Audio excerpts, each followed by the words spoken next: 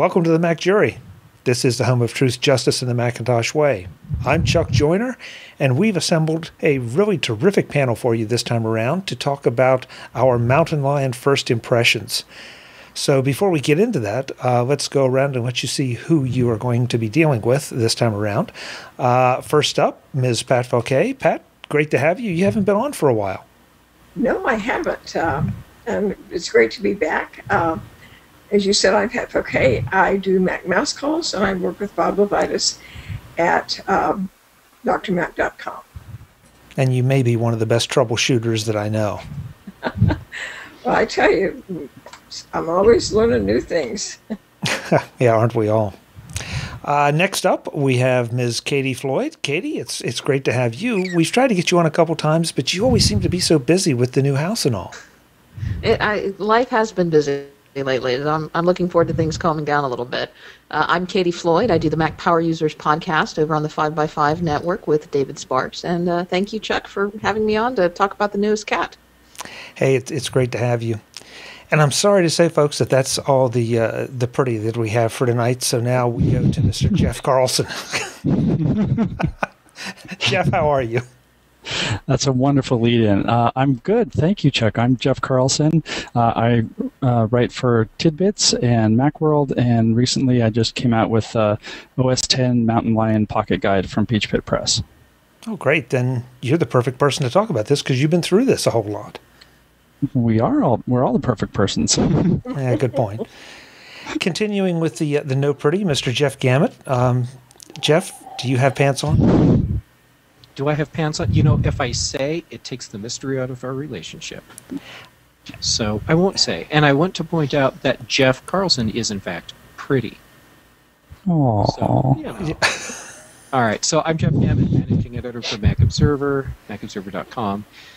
And you can find me on all kinds of podcasts around the internet because that's kind of what I do. And, how about a fun plug? Go to freshbrewtales.com. Yes, go to Fresh Brew Tales. Things I see at coffee shops. Yes, and if you haven't been there, it's amazing what Jeff sees at coffee shops. I go more interesting places, and I don't see half the interesting stuff Jeff sees at the coffee shop. Well, come hang out with me. I will. One of these days, I'm coming to Denver just to see if this stuff really happens. Cool. I've always wondered, does that just happen to be a crazy coffee shop, like where all the crazy people come, or is that just like no matter what coffee shop, that's what you run into? You know, I see stuff Jeff. in a lot of coffee. Yeah, it's just. Well, guys, we're off to hopefully a good start with Mountain Lion. The reports I've seen on the internet have not been, oh my God, everything is dying, everything is crashing and burning. It seems to be going pretty smooth, but I'm anxious to find out how this group feels about it. And Pat, how about if we start with you, because you're one of the first people that would get some of those calls if things really blew up, because people would be calling Dr. Mac Consulting to get fixed. Exactly. And I haven't received too many calls. I've installed it on our two machines here, and it seems to be going very smoothly. I have a lot of people calling saying, should I install it? And if you listen to Bob, he would say no. If you listen to me, I'd say, of course. Okay. Well, and I know Bob's kind of cautious. He doesn't like to invite everybody in. He sort of let us take the hits. Exactly. It takes a long time to download if you're downloading it in the first 30 minutes. But I think it was longer today when I tried to download it to my husband's machine. So I took that trusty little USB stick that I made and loaded it with that, and it worked really well. So if you made a USB stick for Lion, it's time to make one for Mountain Lion now. Good advice. Katie, how about you? You and Pat and I are all on the East Coast. Any problems with actually getting Mountain Lion? Well, I've kind of had it for a little while. Oh, you're one of those. I'm a developer. So I didn't have any problem getting it because I got it a while ago. I actually installed it on this machine, the Golden Master build, because this is a newer machine. But no, I didn't have any problems. I am installing it on my the final version on my Mac Mini, and a couple hours. But I think it was at peak time and probably pretty heavy traffic load here on my local area network. So, Jeff, I'm skipping over. Excuse me, Jeff Gamet. I'm skipping over Jeff Carlson because he obviously had a developer copy to help write the book. How about you? I would certainly hope so. Yeah, were you one of the early people? I had early access, but on both of my primary machines, I actually did the regular download through the App Store. And so what I did in the morning was, right after it was available, I downloaded and installed on my MacBook Air. The installation, or the download took forever because, of course, everyone was downloading. Mm-hmm. And then instead of using my freshly made USB stick in the evening when I did my MacBook Pro, I went ahead and downloaded again just to see if there would be a difference. And apparently everyone got home from work, so it took forever to download at night too. But it both went fine. Installing on the Air with SSD was, once I had it, from startup to actually running was less than half an hour. Mm-hmm. On the MacBook Pro with the hard drive in it, that was substantially longer. It was at least a 2-hour process. Yeah, Jeff Carlson, this was something that I noticed too. I was one of the people that I proceed very cautiously with these things. So I installed it first actually on an external drive to make sure that everything worked, then pulled all my data over, imported it using Migration Assistant, ran it for a couple hours, found that it didn't eat anything, and then installed it on my main SSD on my MacBook Pro. Is that, you think, necessary at this point, that kind of caution, or do you think that this is going smooth enough that people don't have to worry? I think it's probably going smooth enough, with the caveat that you start having a good backup in the first place, so in case something gets wiped out, you can just start all over. It worked out well for me because I just replaced my optical drive in my MacBook Pro with a SSD, and so the timing was such that I could just wipe that clean and install Mountain Lion fresh, and then use the Migration Assistant in the in the installer to bring everything over. So and echoing other people, it was nice and fast, and I think as long as you have the security of having a good backup, I think installing it multiple times to sort of get closer to your machine, closer to your main machine, probably isn't necessary this time around. And Okay. if I can just add to that, I would have more than one backup, just out of Oh, good yes. caution. I ran into an issue when I was installing Mountain Lion. I installed it, and I found out after I kind of did a clean install because I installed it basically onto this brand new MacBook Air.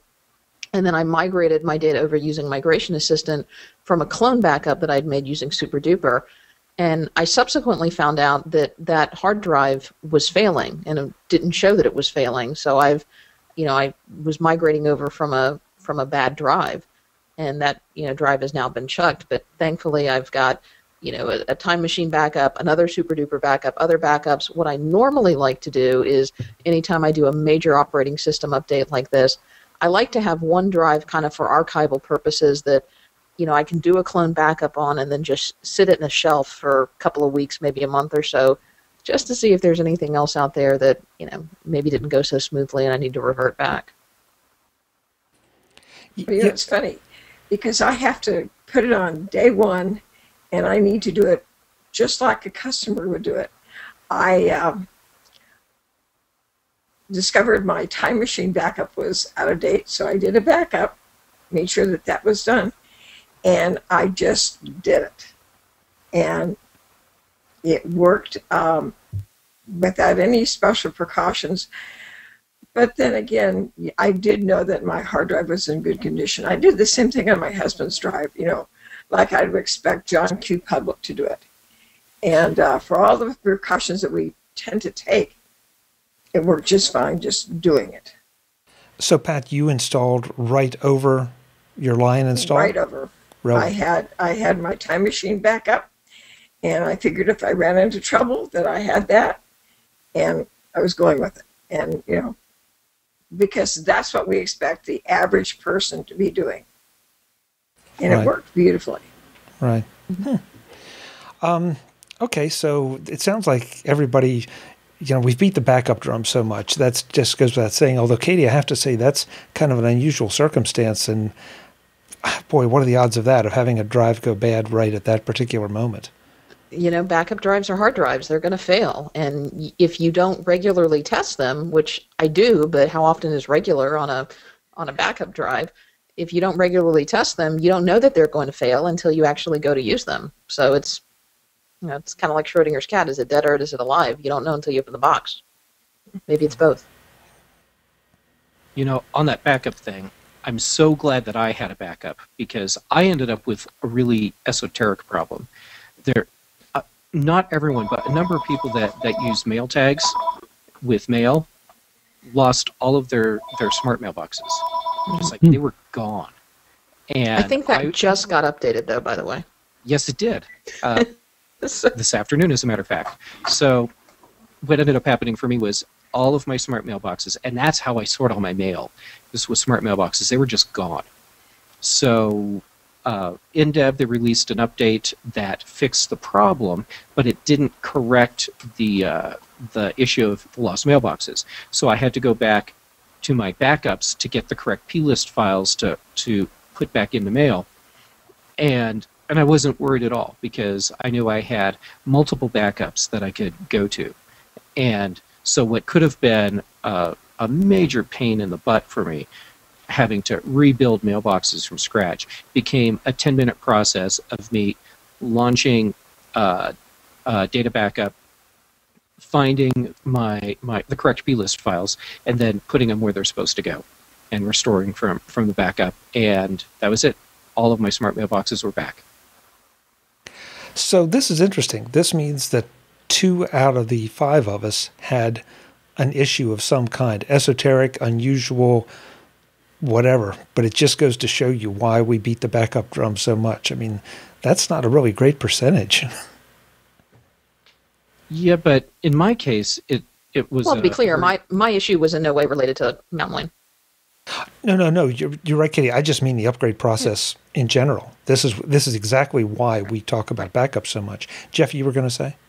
I was going to say, at least my problem was a very esoteric one, and I don't expect most people migrating to Mountain Lion are going to have the problem that I did. Jeff Carlson, any thoughts on what you would consider to be common problems with the installation or the upgrade that people would really need to watch out for, that you've heard about or experienced maybe yourself? I haven't really run into very much, and I haven't heard of very much. Maybe I just have not been traveling in the right circles. But I mean, I'm hearing the opposite. I'm hearing people who are like, hey, my system feels more solid and a little bit faster, and I think one of the big issues is whether you can install Mountain Lion at all, because the system requirements are more strict this time around, and they're also more strict for some of the features. And so, like I have a 2006 MacBook Pro that runs Lion perfectly well. That it's my 1 generation removed machine, and that's not going to run Mountain Lion at all. So I've heard about that as an issue, and then also that Apple, when they released Mountain Lion, they got rid of Lion. So if you've been on Snow Leopard on your machine that can't run Mountain Lion, and you're like, oh, okay, well, I'm finally going to make the plunge, you can't do it. You have to call Apple and somehow get, I'm not sure what it is, like a download code or something. I'm not sure what the mechanism is now, but Lion is no longer in the App Store if you hadn't previously bought it. I saw that go around, and that's sort of strange to my way of thinking. There's still plenty of people that, you're right, haven't made the upgrade, and to take that away, I don't know if it's one of those situations where they're trying to avoid consumer confusion, especially since it's Lion and Mountain Lion, or whether that's just the Apple way. Is it, Jeff? Oh, yeah. As soon as they release a new operating system, good luck finding the old one. Actually, now, in the old days, you could find companies that had stockpiled disks. So it was easier to get a hold of a previous operating system version. Doing it as a download through the Mac App Store now, you're at Apple's mercy for that. You know, I've always found that if you called Apple, that called the online sales, that you could always get an old system. I've heard everybody say you can't, but I've worked with lots of clients and we have never had a problem getting an old system. And I suspect that this was probably exactly that, a download code. Interesting. And Jeff, you're right. I hadn't thought about the difference in the fact that physical media is out there running around as opposed to a download straight from the store. That's a great point. Huh. Go search on Amazon for a copy of Leopard, and it costs you over $100, maybe 150 or so. Wow. But if you call Apple, you can get it for whatever it cost. Well, there you go, folks. And maybe this is another reason. Surprise. Yeah, this is another reason you need to keep up to date, because if you don't do it while it's out there, you may not be able to do it retroactively. And Apple is okay leaving people behind. Mm-hmm. Yeah, and I don't think that's necessarily such a bad thing, Jeff. I wasn't saying it to complain, just pointing it out. And sometimes it's a problem. For the most part, I think the philosophy works well for Apple because it makes maintenance and support from their perspective a lot easier. The problem I see is when you get into specialized areas, and I know there's a lot of people that don't see a need to upgrade right away, and so they're slow to adopt the new technology, so they're upset about not being able to move forward. I don't see that as an issue for Apple. Where I see the problem is when you get into, like for me, I have a history in the printing and design industry. There's a lot of companies that have very specialized setups where specific applications that they need for what they do have never been updated. And so they have to maintain old machines. And sometimes an old machine dies and they need to get an older version of the operating system for another machine they pick up somewhere so that they can rebuild their system. But it can't be something new because whatever it is that they had custom designed won't work on anything newer than what they had. That's a big problem. And yes, I know those are isolated cases, but still, it would be nice to see better support in that area for older OSs for businesses. Yeah, at least though, thanks to Pat, we now know that we can call and get them. It just may not be quite as convenient as the click and download. So how about deliver them by overnight mail? Yeah, there you go. So how about the first thing that happened when you launched Mountain Lion? Anybody have any problems with just getting it up and running, or with any of the apps that you have? I know, Jeff, you just related the mail tags thing. Anybody else have any issues? I forgot to upgrade Parallels, but that was easy. I went to the website and re-downloaded it, and it worked beautifully. All right, I saw a couple things that were not so much issues, but were minor annoyances. The first was that everything that I had set to auto-launch at login was no longer in my auto-launch list. It had been completely deleted. So I had to re-add items to that. And I haven't heard other people complain about it, so maybe that was an isolated thing. Maybe the special build just for me, because, Apple likes to screw with me sometimes. And then the other issue that I had, which really wasn't a big issue, was no, actually, that wasn't an issue at all, so I won't bring it up. Okay. Jeff C., how about you? Again, and I keep having to rephrase the question for you because you've been with it for so long, but anything that you would have expected to see or you heard that people had issues with? Actually, no. And I'm starting to wonder if maybe, I've had my head in the sand or something. And I think I've been using Mountain Lion full-time on my main system for maybe 5 or 6 weeks. So going back 3 or 4 builds, or 2 or 3 builds. And even those have been fairly stable. So I think people are probably going to run into things that are more, not so much, something's broken or something's not launching or something, but just, some like unexpected behavior, like messages, if you never installed the beta of messages when it came out in February, and you're used to using iChat. It's different enough that you kind of have to wrap your head around how messages works. So like things like that I think people might run into, but that's kind of part of the adventure of jumping into a new operating system anyway. Yeah, I had one little issue that I guess it was my fault because I'd been pretty religious about trying to go through and make sure that all my apps were up to date. And the very first thing I launched in Mountain Lion was MailPlane. And it said this version of MailPlane won't run under Mountain Lion. You have to go and get an update or the latest beta.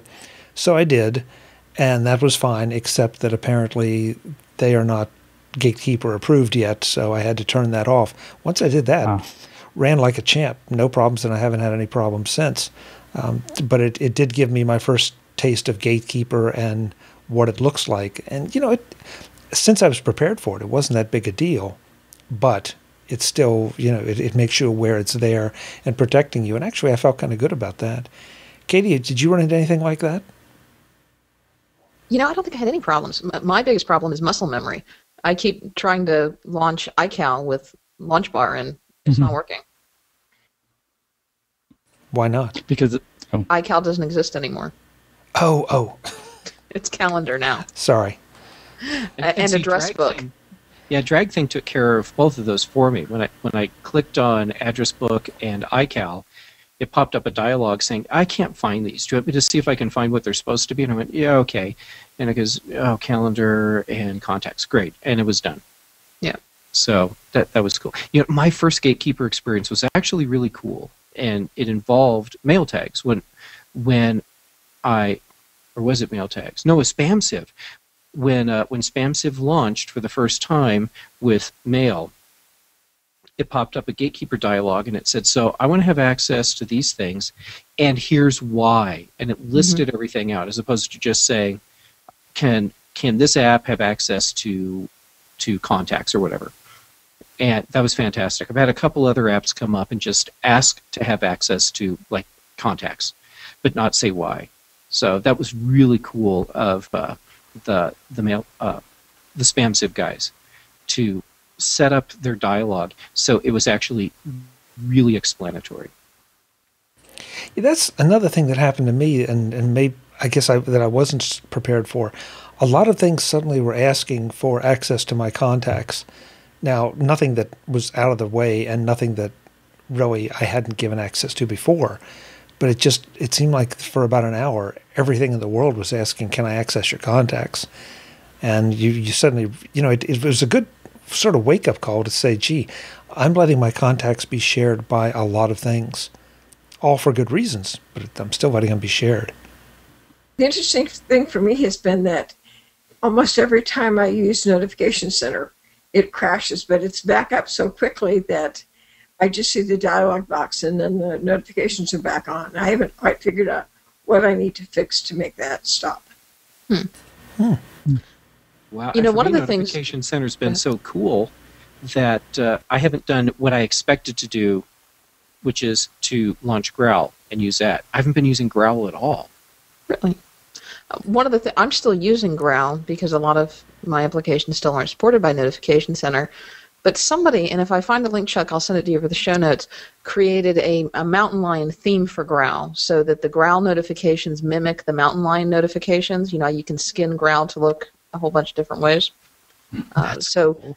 It's hard for me to tell, is this a Growl notification or is this one of the other ones? Okay. Pat, you said, or Katie, you were saying that the contacts thing is blowback from what? Path. I think, wasn't it Path on the iOS device that was sharing and uploading contacts and had an issue? Yeah. Yeah, they were taking your entire address book. Right. And uploading it to their server. Yes. And keeping it. Yeah, that was really sweet of them. So that means they were just saving it for you. Yeah. Yeah, see, that was really nice.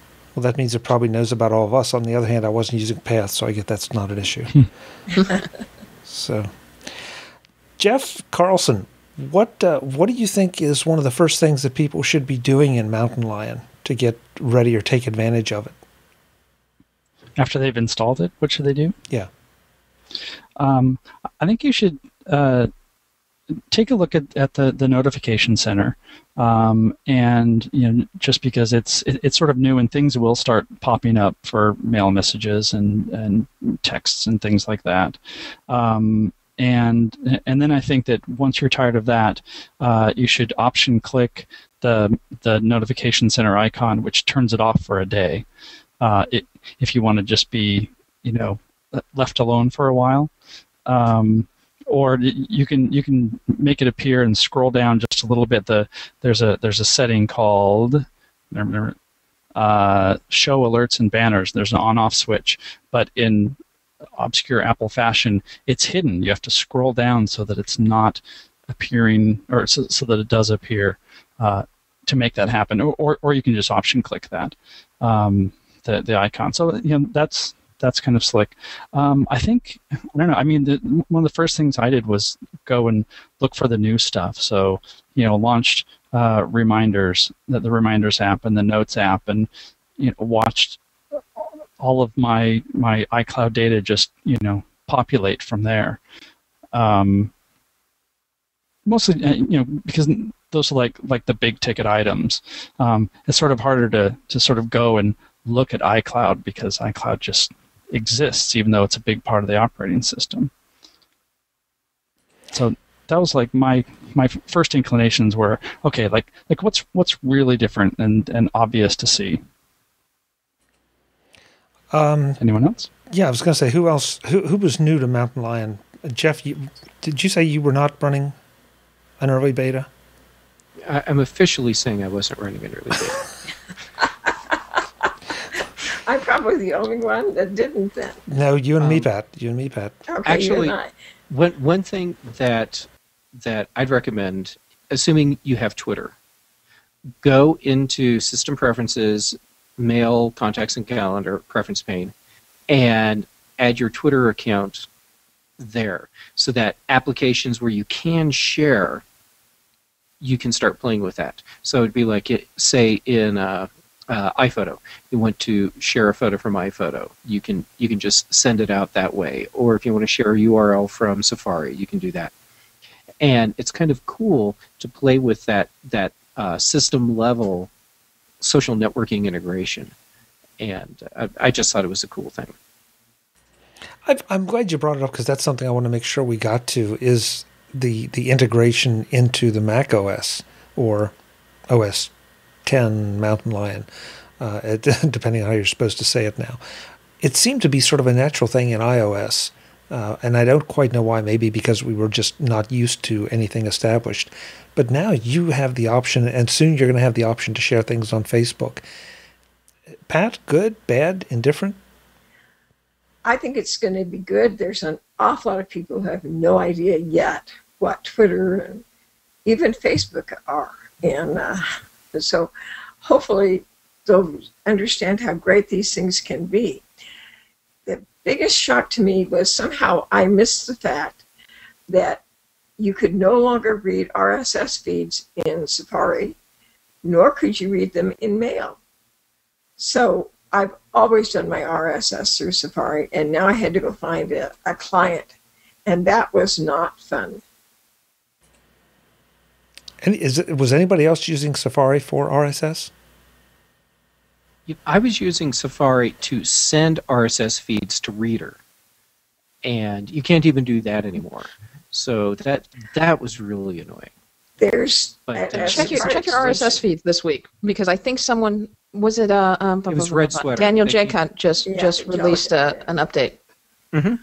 Yeah, right. So you can get an extension for Safari that adds in the ability to send RSS feeds to your Reader app. Right. So that's cool. But boo on Apple for taking that feature out. All right, let's... Yeah, I agree. It was the easiest RSS I could find. Well, let's go around the room right quick. Pat, you obviously were using Safari for RSS. Jeff Carlson, what were you using for RSS? I actually wasn't using RSS much. For some reason, I mean, I have Reader. I've got an old copy of NetNewsWire. Occasionally, I would look at things in Safari, but I'm finding that having Twitter sort of fulfills my RSS need. Every once in a while, I'm more likely to use Mr. Reader on the iPad to catch up with, blogs and things that don't normally come my way through Twitter or Facebook or any of those. But I mean, it used to be I would check every morning and go through all my RSS feeds, or maybe a couple times a day, and now. Maybe it's just because there are so many things, coming at us. I just wasn't using RSS much at all, and so I'm more likely to keep up with it on my iPad when I'm away from the computer, and want to know about coffee or other things that aren't really work related than when I'm on my Mac. Jeff Gamet, how about you? Reader?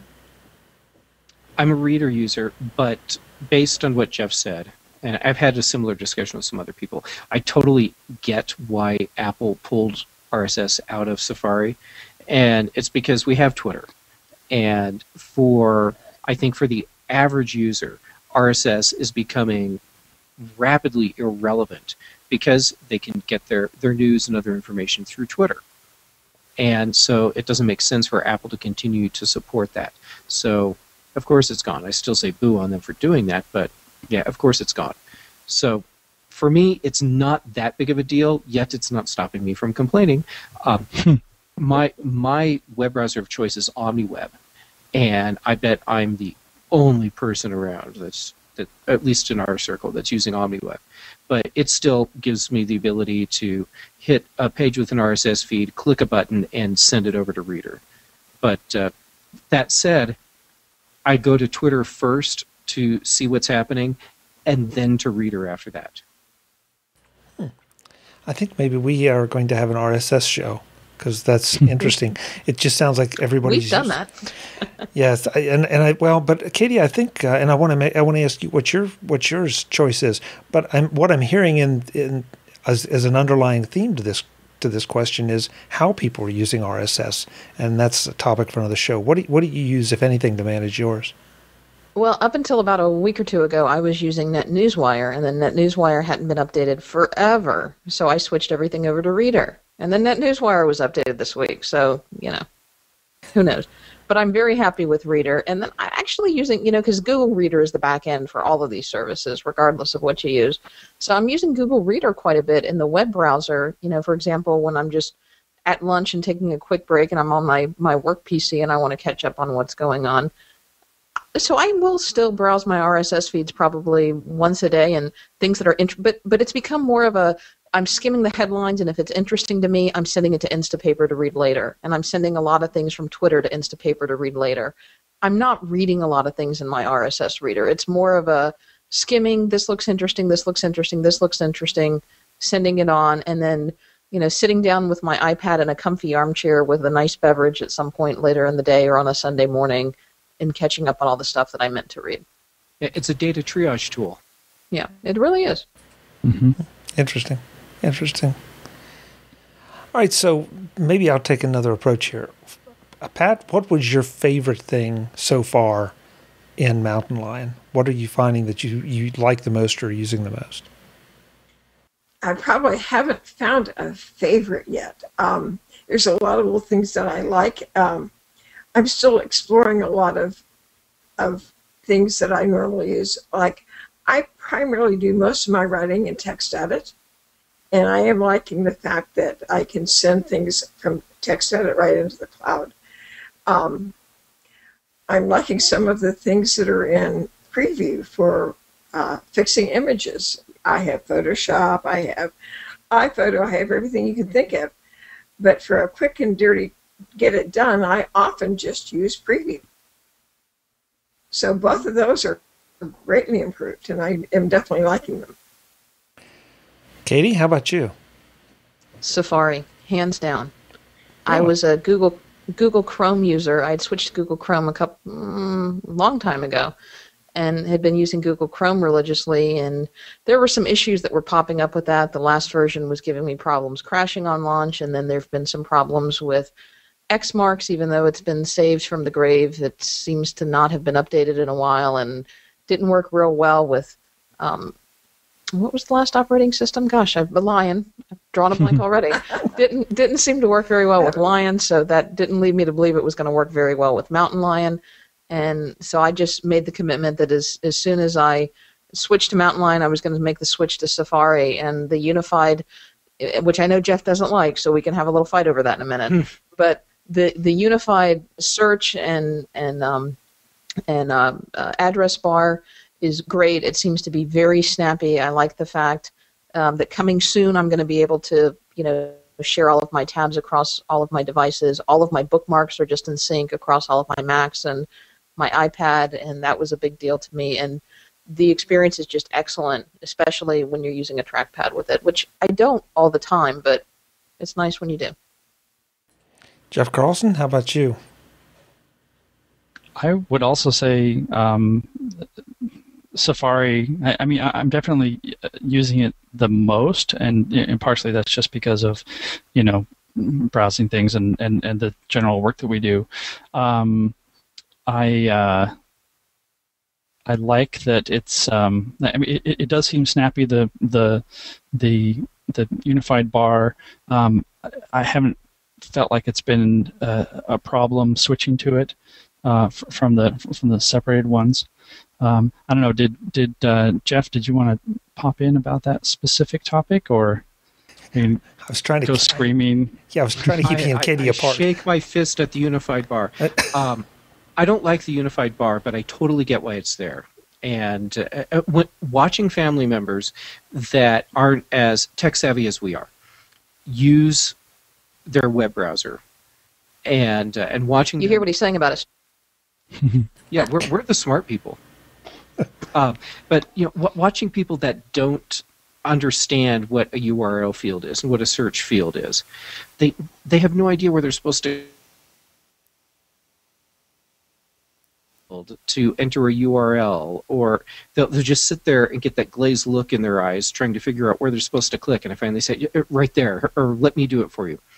So it makes sense to do a unified search URL field, because for most people that's going to make their web browsing experience much better.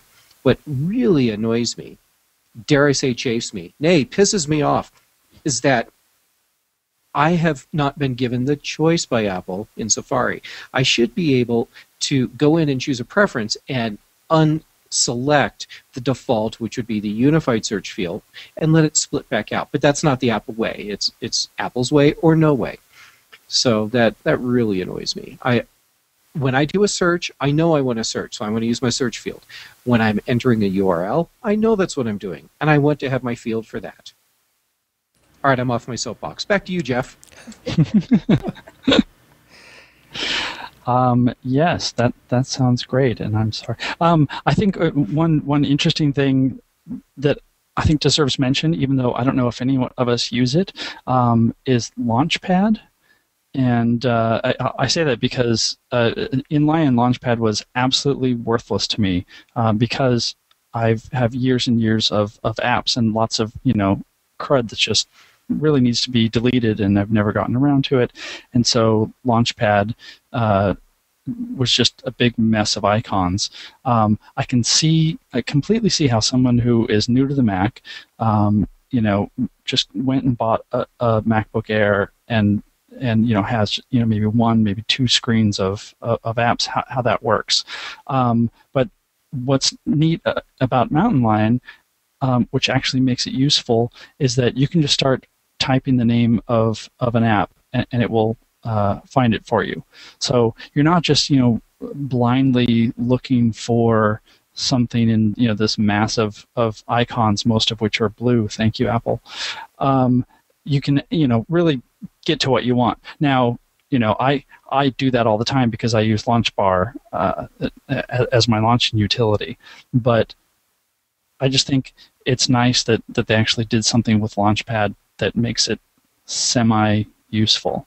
I also think, and strangely, in Mail, Mail has a new feature called VIPs, which lets you basically say, Chuck Joyner is a VIP, so every time I get a message from him, he is not spam, mark him with a little star, and more useful for me is that they have automatic smart mailboxes.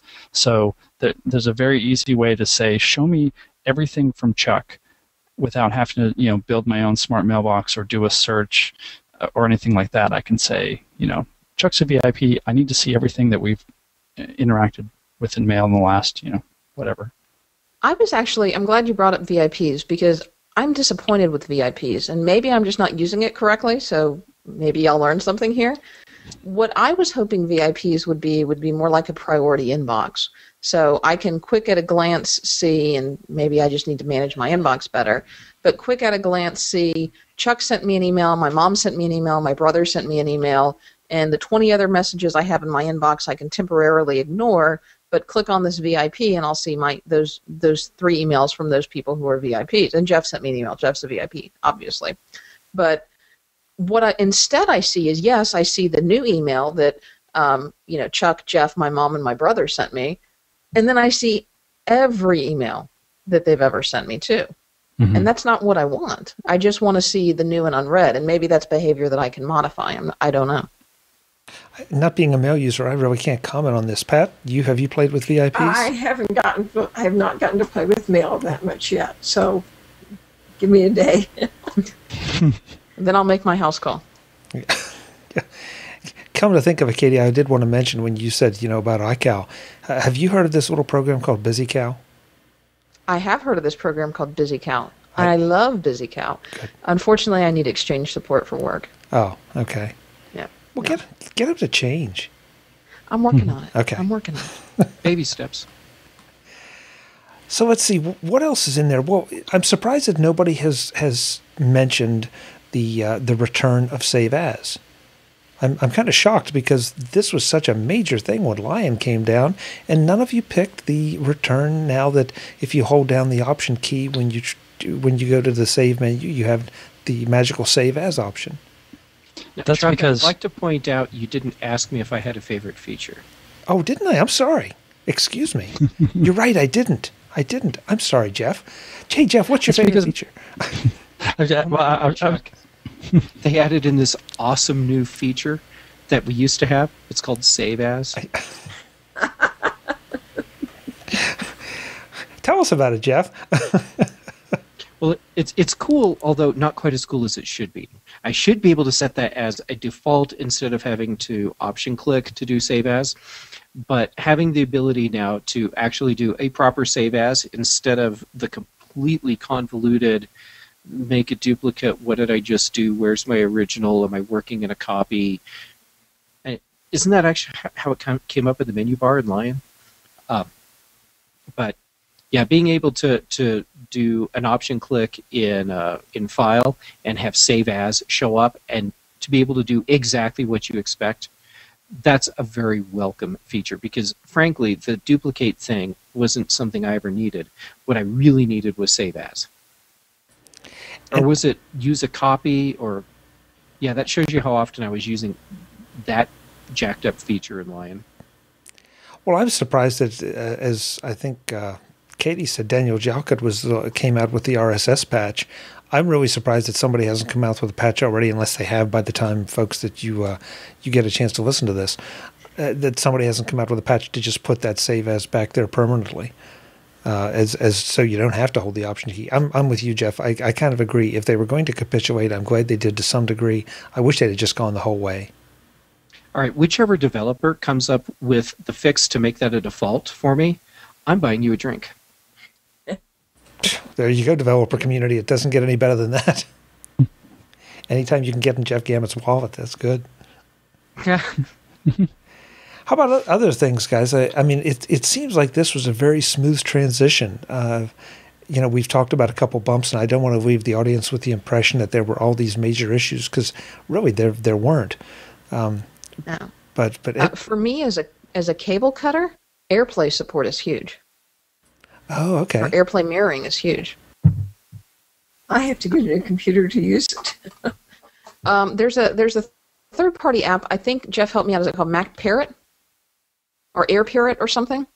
I think AirParrot. AirParrot, yeah. I think. And I have to admit, Katie, I forgot to check that out. I was excited about that and completely forgot it. Right. You know, there are a handful of things that I end up watching through a computer. And I previously, normally I do that with a Mac Mini that's connected to my TV via an HDMI cable, and that's fine. It works, but it's just nowhere near the experience of an Apple TV. It's kludgy. You got to pull out this keyboard. You got to pull out this trackpad. Most of the time, what I end up doing is using screens on my iPad to control it. But if I want to watch something that's on USA.com or NBC.com or something like that, just to be able to AirPlay it over to my Apple TV and set the computer down and sit down on the couch, it's great. Kitty, is the audio syncing up okay, and what kind of quality are you getting out of that AirPlay mirroring? Well, my TV is only 720p, so I know there's been some discrepancy back and forth whether you actually can do 1080p if everything supports it. So I wouldn't know that because I don't have the equipment to support that. It's been fine quality. I haven't had any issues with audio. I am running on my Apple TV is plugged in through Cat 6 Ethernet cable directly to my router, and my Mac is on 802.11n Wi-Fi most of the time. So I haven't had any issues. Now I know what I'm doing after the show. Because now I have something that actually had me doing virtual squeeze or jumping for joy, and it was completely unexpected for me. So a wonderful surprise. I expected to have to go back to all kinds of manufacturer sites and download new drivers for peripherals, which with Lion, basically every device that I had connected to my computer broke until I got new drivers. But with Mountain Lion, I haven't had to install new drivers for anything. And that just pleased me to no end. Mm-hmm. What, Jeff, maybe I missed it. You mean you're installing new stuff just since Mountain Lion came out, or? Well, okay, so I have a Kensington Orbit, that's my pointing device. I have a Wacom Intuos tablet for drawing and pointing, and so I'll just use those as an example. When I went to Lion, both of those devices stopped working, and I had to wait for new drivers to come out that supported Lion. With Mountain Lion, I didn't have to install any new drivers. Matter of fact, all of my printers actually last time I had to get new drivers. No, I had to go dig out old drivers for one of my printers. With Mountain Lion, I haven't had to worry about printer drivers, pointing device drivers, graphic tablet drivers. Everything that was there already is still working perfectly. Yeah, I was going to ask you, do you think that's because the old drivers are working, or do you think that's because Apple's built-in stuff? I think it's the old drivers still working. Okay. I suspect it's Apple. It amazes me how many devices I've run into that Apple has taken over the driver and all the problems have stopped, particularly HP printers. Okay, and now, to be fair, all of the printers that I'm using are HP. So I totally believe that Apple provided me with new drivers for my HP printers. But like for Kensington, I'd be surprised if Apple was doing anything with Kensington drivers. I could see a deal with Wacom where Wacom was providing them with drivers to bundle ahead of time. But yeah, it's regardless of where they came from, I've been very happy that I didn't have to spend a couple hours hitting websites to try and find updated drivers. You know, I'm glad that you brought that up. I've been surprised at the backward compatibility of things. Someone tweeted today about what versions of FileMaker are running okay under Mountain Lion. I looked mine up. I'm a little embarrassed, and I said this on Twitter. I'm running like FileMaker Advanced 9.0, and I haven't found a problem with it. It launched right up, and I knew that was not going to work. I was sure that Adobe CS3 would give me trouble because I haven't upgraded that. And everything seems to, at least everything I need to run, that I regularly run, runs like a champ. So yeah, Creative Suite 3 and newer totally works. Yeah, it's crazy. It is. I mean, it's great because you don't feel like you're having those enforced upgrades. Now, I'm sure that just like a lot of things, it doesn't take it. Oh, what's the feature name, Jeff? Help me out. That Hardware acceleration, or no, I'm thinking of you quit an application, it relaunches everything just where it came back. Auto resume. Resume. Thank you. Auto resume. There's some things like that aren't supported in different places, but for the most part, I haven't been forced into an upgrade on some of these things, and that's kind of nice. I took this change as an opportunity to go through my system preferences and my startup items and just eliminate a lot of stuff that I've downloaded and had and maybe used or maybe not used. But because of the work I do, I have to run a very vanilla system, and I really can't even use Launchpad because I've got to know how the Finder works without all the neat things that you can do. Well, how about if we go around the room, and I'm going to ask you each for what you think about upgrading to Mountain Lion. I know it's very early, and these are only first impressions, but I don't mind saying mine are pretty good, and I don't know that, with the big caveat always, as we've said, have a backup just in case. I think it's a good investment. Jeff Carlson, how about you? Yeah, I would agree. And I'll sort of speak for somebody else too.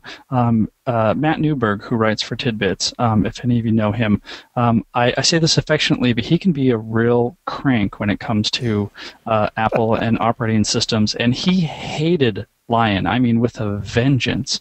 And I'm sure it's because he understands things at a deeper programming level.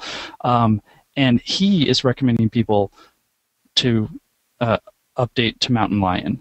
And honestly, we had a Tidbit staff call, and he mentioned that, and I think everybody was quiet for a minute because they couldn't believe that Matt actually encouraged somebody to install an operating system that was brand new.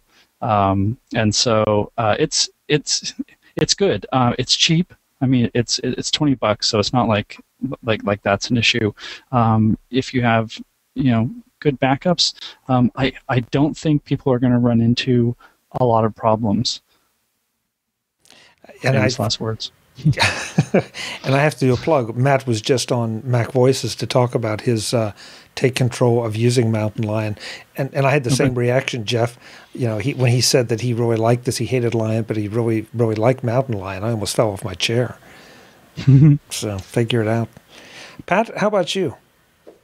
I have 5 children, and they're all gone out of the house, but they all have Macs, and I intend to see this weekend that everybody gets updated because it's just so stable. It's not that much different than Lion on the surface. I can't see why we don't get everybody in the family on it right away. So that means everybody go out and buy Apple stock now because there's another $100 going in the coffers over the weekend. Right. Apparently, Apple stock is on sale this week, so it is. Yeah, that's a whole other discussion too. Jeff Gamet, your feelings? I liked Lion, but it wasn't an operating system that I fell in love with. But I'm really liking Mountain Lion, and so now it feels to me like Lion was the necessary painful foundation that had to be laid out so that we could get Mountain Lion. And overall, I'm very happy with this operating system, and I know there's some things that Apple's doing just overall with applications and the whole sandboxing thing, which is going to annoy some people, but I think this is a really nice upgrade, and it's been the smoothest upgrade for an Apple OS that I've ever had on the Mac, and I've been very pleasantly surprised. So as long as you have good backups and you know that the applications that you rely on aren't going to break, then make the upgrade. Spend the $20. It's totally worth it. Katie, can you top that? No, I would say do it. Obviously, there are a lot of great install guides out there for Mountain Lion. There's a lot of great getting ready for Mountain Lion tutorials out there. Macworld has one. Tidbits, does Tidbits have one? I'm sure Tidbits has one, right? Yeah, Take Control has one. Take Control has one. Mm-hmm. So do your research, make sure that your apps are compatible, make sure you've got good backups. Obviously, if you use your Mac for business and you're doing mission-critical work and you're in the middle of a project or you just can't afford downtime, then you need to be even more diligent and make sure that you've got all your ducks in a row. But Mountain Lion seems like an easy upgrade. It's a good upgrade. It's $20. it's a no-brainer. Yeah, and I'm going to wrap it by saying the methodology that I use, I think, is a good safe one. Katie's point about mission critical and being in the middle of a project is a perfect one. Go to bed tonight, set up Mountain Lion to install on an external drive and run it from over there for a little while. I think what you're going to find, it's going to feel potentially a little sluggish because it will be running off an external drive, but at least you'll get a feel for it and you'll find out what breaks, if anything, and what doesn't for you. And if it doesn't, then go for it. So far it's been great. Guys, thank you so much for taking your time and sharing some of your first impressions. We may come back in a month or so and do something a little more in-depth after we've all had more of a chance to get to know Mountain Lion. But for right now, hopefully we've given some folks the encouragement they need to go out and upgrade. Jeff Carlson, Pat Fauquet, Jeff Gamet, Katie Floyd, thanks so much for serving on this edition of the MacJury. Thank you. Thanks. Thank you. Folks, as always, I'll have links in the show notes to everything that our panelists do so that you can find them when they're not here. Please go check it all out because they really all do some great stuff and you should be paying attention. Until the next time, on Mountain Lion, the verdict is in. I'm Chuck Joyner. Thanks for listening.